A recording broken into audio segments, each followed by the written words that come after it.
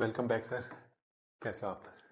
Thank you. तो sir आज अपनी बुक के बारे में थोड़ा सा डिस्क्राइब करिए। सबसे पहले टाइटल से स्टार्ट करते हैं। टाइटल के बारे में बताइए।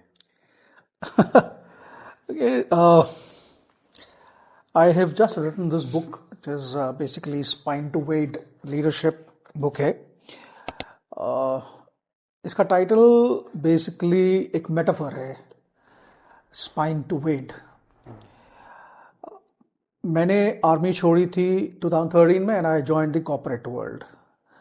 एंड वहाँ से जो लर्निंग्स मैं लेके आया था, लीडरशिप लर्निंग्स, उसको किस तरह से मैंने यूज़ किया कॉर्पोरेट वर्ल्ड में और क्या चैलेंजेस मैंने फेस किए कॉर्पोरेट वर्ल्ड में और उनको किस तरह से ओवरकम किया। Actually this book is all about that. It's book on leadership transformation.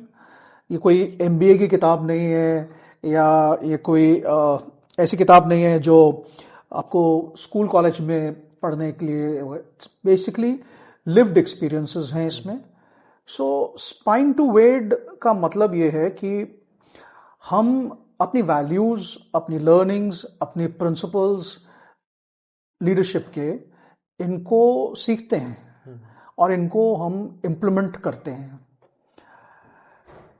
और आर्मी में जिस तरह से हम इनको इम्प्लीमेंट करते थे, वहाँ पर फ़र्क ये था कि वहाँ स्ट्रक्चर बहुत स्ट्रांग था, वहाँ पे सपोर्ट सिस्टम बहुत स्ट्रांग था।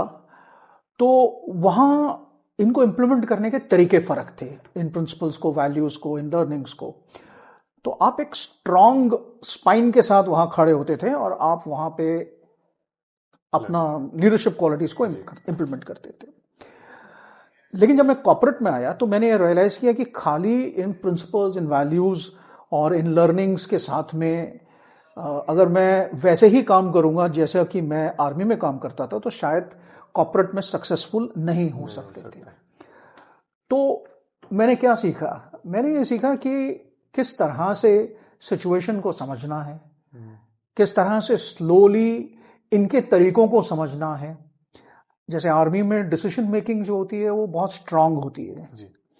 और एक बार अगर हम जब डिसीजन ले लेते हैं तो उसको इम्प्लीमेंट हम थॉरली करते हैं। और डिसीजन में भी ये है कि we don't take too much time. हम बहुत ज़्यादा समय नहीं लेते कि एक चीज़ के ऊपर महीनों से लगे हुए हैं, डिस्कशन पे डिस्कशन होती जा रही है। Quick decision. हाँ, क्विक डिसीजंस होते हैं और quick decisions on the fly होते हैं। ऑन द फ्लाई मतलब आप दुश्मन के सामने गए हो तो इमीडिएट आपने डिसीजन लेना। आप एयरक्राफ्ट में हो तो स्प्लिट सेकंड डिसीजन चाहिए। तो वो डिसीजन मेकिंग बहुत स्ट्रांग होती है। कॉर्पोरेट में थोड़ा सा फर्क होता है। कॉर्पोरेट में शायद इस चीज़ की ज़रूरत नहीं है। डिसीजन ऑन द फ्लाई की ज़रूरत है कि आप कस्टमर के सामने बैठे हो तो किस तरह से आपने डिसीजन लेना है। लेकिन आपके पास हमेशा समय होता है कि आप एक बड़ा डिसीजन लेने से पहले वापस आके उसको डिस्कस करो, उसको बात करो। और कई चीज़ें ऐसी होती हैं जहां आपके डिसीजन को इम्पैक्ट करती हैं। जैसे आप क्या प्रोडक्ट बेच रहे हो।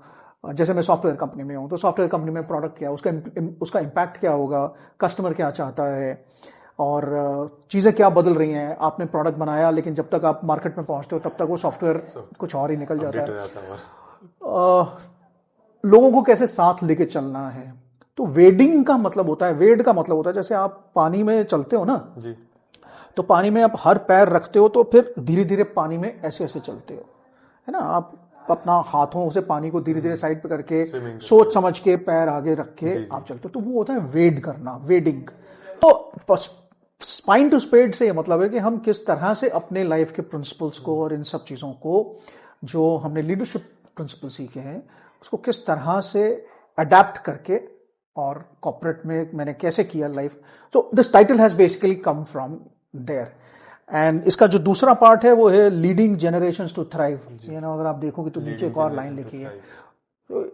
बेसिकली ये किताब मैंने खाली आज ही जनरेशन के लिए नहीं लिखी है। ये प्रिंसिपल्स और इनका इम्प्लीमेंटेशन मैंने इस तरह से सीखा है कि ये किताब या ये जो चीज़ें हैं ये नई जनरेशंस के लिए भी, इसमें जो चीज़ लिखी है